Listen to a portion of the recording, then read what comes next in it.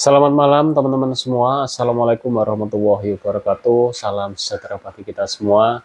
Terima kasih teman-teman sudah klik video ini dan sudah mampir ke channel ini. Mari kita belajar bersama seputar lambung atau seputar pencernaan. Oke teman-teman, cuaca malam sekarang mulai sore sudah hujan ya. Biasanya siang itu panas. Tetap jaga kesehatan, penuhi nutrisi ya. Kalau memang tidak begitu penting keluar saat hujan-hujan, di rumah saja. Saya lagi flu teman-teman ya, jadi lagi flu itu beberapa hari saya setiap hari kehujanan. Oke teman-teman semua, seperti biasa saya akan menanggapi komen dari teman kita Kak Twins. Ini baru aja ya saya bacakan, ini menarik untuk kita perbincangkan ya. Oke Kak Twin, Kak Ruby saya bacakan dulu ya. Kak Ruby, kalau saya nyoba makan martabak sepotong aman-aman saja, tapi kalau sudah dua atau tiga potong itu rasanya tidak nyaman di dada dan ulu hati. Padahal badan sudah enakan, sensasi sudah berkurang. Jadi nyoba makan martabak. Oke, berarti walau sudah membaik, benar-benar harus menghindari olahan dari tepung ya Mas. Kak Twins, puji syukur ya, alhamdulillah sensasinya sudah mulai berkurang dan sudah berani makan martabak ya. Entah ini martabak telur atau martabak manis ya, saya kurang tahu. Kalau martabak manis kan istilahnya kalau di Jawa itu terang bulan ya. Kalau martabak telur itu kan yang digoreng.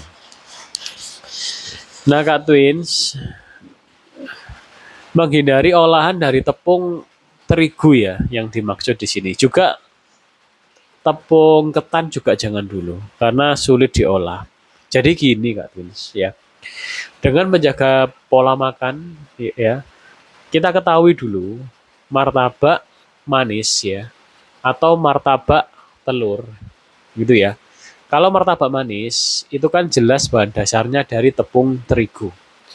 Kemudian ditambah lagi dengan topping-topping dan SKM susu kental manis di mana itu ultra processed food.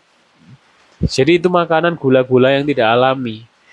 Kemudian kalau martabak telur, telurnya sih oke, namun yang tidak oke itu kulitnya. Kulitnya itu dari tepung terigu juga. Kemudian gorengnya pakai minyak sawit dan digoreng sampai minyaknya masuk ke dalam-dalam seperti itu ya. Jadi mohon maaf bagi kita yang mengalami keluhan seputar gastritis, GERD ya, atau yang disertai dengan anxiety, itu sudah tidak boleh. Jika kita ingin makan yang sifatnya martabak ya, kita bikin sendiri. Bikin sendiri dalam artian kalau teman-teman ingin membuat semisal seperti martabak manis ya, bikinlah dengan menggunakan mungkin bisa jadi dari tepung beras atau tepung tapioka. Intinya jangan pakai tepung terigu. Kalau dulu seperti makanan apem gitu ya, itu kan tidak dari tepung terigu ya. Namun sekarang sudah banyak apem sepertinya pakai terigu. Intinya kalau ingin membuat makanan bikin sendiri yang tidak dari terigu. Nanti cerita Kak Twins kalau sudah membuat makanan yang tidak dari terigu, rasakan efek di tubuhnya. Akan baik-baik saja karena itu sudah saya nyatakan. Begitupun juga martabak telur ya. Kalau mau bikin sendiri, ya udah bikin sendiri di rumah. Telur, kasih daun bawang ya atau ya daun bawang itu ya, dipotongi, kemudian tambahi ayam atau tambahi jamur. Kalau benar-benar sudah membaik nanti tambahi daging. Kalau sekarang daging jangan dulu. Nggak usah kulit kak. Saya biasa bikin martabak di rumah itu nggak usah kulit. Jadi setelah kita pakai wajan yang besar ya, pakai yang bisa ditutup itu ya, tapi sudah saya lepas pakai happy cook itu ya. Kemudian telurnya tuh tak gulung kak. Ya, nanti kapan-kapan saya bikin videonya. Jadi telurnya tak gulung, kemudian tak potong jadi dua, kadang jadi empat. Jadi seperti martabak memang.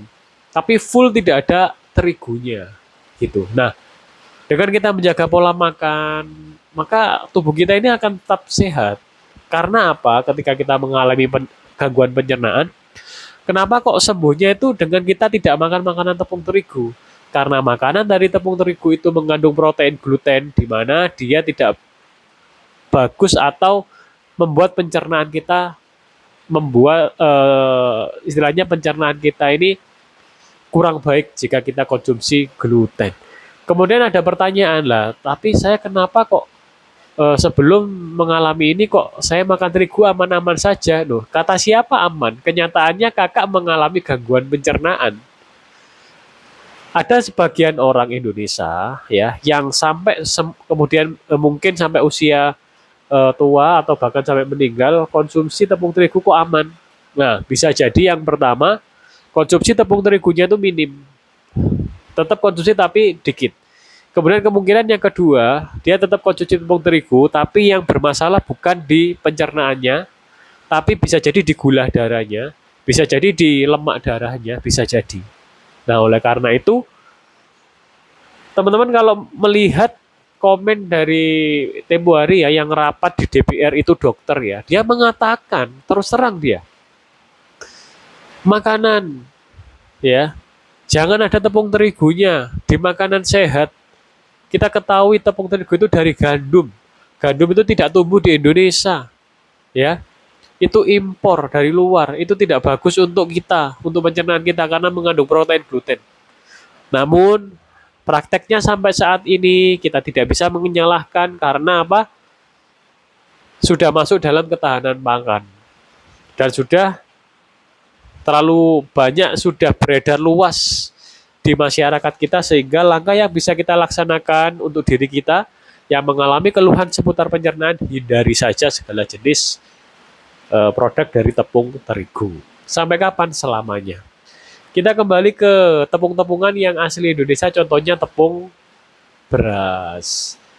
Kemudian tepung tapioka. Ya udah itu aja. Nanti kalau udah sehat betul, tepung ketan. Gitu ya.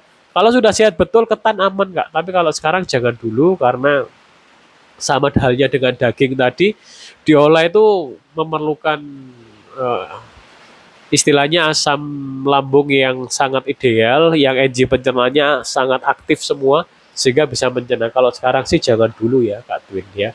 Oke Kak Twin seperti itu, tetap semangat. Saya dulu juga sama seperti Kak Twin. Saya sembuh 9 bulan, katup saya sudah tertutup, wah saya sok-sokan. Makan semuanya saya makan lagi. Nah akhirnya saya tumbang lagi. Tumbang dalam artian keliangan lagi. Tumbang dalam artian jantung berdebar lagi. Tumbang dalam artian tenggorokan mengganjal lagi. Wah ini harus seperti apa ya? Akhirnya setelah saya temukan metodenya, jagalah pola makan. Sampai kapan? Selamanya. Dan kita jangan menganggap diri kita sakit, jangan. Kita harus menganggap dan memang benar-benar yakin tubuh kita sehat. Sehingga kita memerlukan makanan yang diterima atau makanan yang dibutuhkan oleh tubuh kita. Artinya dalam tanda kutip, tepung terigu tidak dibutuhkan oleh tubuh kita. Kalau teman-teman mempelajari dalam nilai gizi dalam tepung terigu, ya, tepung terigu itu minim dan bahkan mungkin tidak ada nutrisi di dalamnya. Karena apa? Sudah melalui begitu banyak proses, teman-teman, ya. Dan yang terpenting dia ada protein glutennya itu. Nah, terigu ada nilai gizinya ketika dia disandingkan dengan protein, semisal mie ayam, gitu ya. Semisal untuk martabak dia ada daging sapinya, itu ketika kita makan kok berenergi. Nah, lain halnya yang ada keluhan seputar pencernaan, tidak ada toleransi. Segala jenis tepung terigu stop. Segala jenis pemanis buatan, meses, es susu kental manis stop. Tidak boleh. Margarin tidak boleh juga. Makanan yang digoreng dengan minyak sawit hindari sebisa mungkin. Kalau terpaksa dengan pakai minyak sawit, pakailah minyak sawit yang baru digunakan dan minyak sawit yang harganya yang paling mahal lah gitu. Itu karena semakin bening ya istilahnya seperti itu. Kalau saya sekarang menggunakan minyak kelapa gitu ya. Itu terserah di teman-teman semua. Yang penting di sini saya sudah men-share apa yang saya laksanakan, keluhan seputar pencernaan ini membaik pelan-pelan, step by step, teman-teman. Karena tidak ada yang instan. Karena apa, teman-teman? Jika itu instan ya, istilahnya bukan berarti itu sembuh sebenarnya kalau instan. Kalau instan itu seolah-olah. Tapi kalau kita benar-benar menjaga pola makan, dijadikan habit atau kebiasaan, disitulah teman-teman akan mendapatkan tubuh yang teman-teman bangun ya selama ini istilahnya dengan menjaga pola makan, itulah hasilnya istilahnya seperti itu ya. Oke teman-teman semua, penuhi nutrisi juga probiotiknya, jangan lupa. Kalau sudah sembuh total probiotik masuk, atau kalau sudah tidak ada luka lambung probiotik masuk. Dalam hal ini probiotik saya menggunakan cuka apel, saya menggunakan tape singkong, dan terkadang menggunakan probiotik cair Pro EM1. Dan jangan lupa untuk konsumsi madu hitam yang mengandung enzim pencernaan. Oke teman-teman semua, sekian video kali ini. Terima kasih sudah menyimak video ini sampai habis, dan mohon maaf apabila ada salah kata nih. Madunya dirubung semut. Apa berarti nggak asli dirubung semut? Oh tidak, semut ini juga makhluk hidup. Dia memang menyukai yang sifatnya manis gitu ya, karena juga ada nutrisinya. Oke teman-teman semua, terima kasih. Mohon maaf apabila ada salah kata. Semoga bermanfaat video ini. Bisa dibantu untuk like dan subscribe-nya, share juga silakan. Barangkali teman-teman, tetangga, saudara membutuhkan referensi lah ya seputar pencernaan ya. Oke teman-teman semua, terima kasih. Wassalamualaikum warahmatullahi wabarakatuh. Salam sejahtera bagi kita semua. Rahayu, rahayu, rahayu.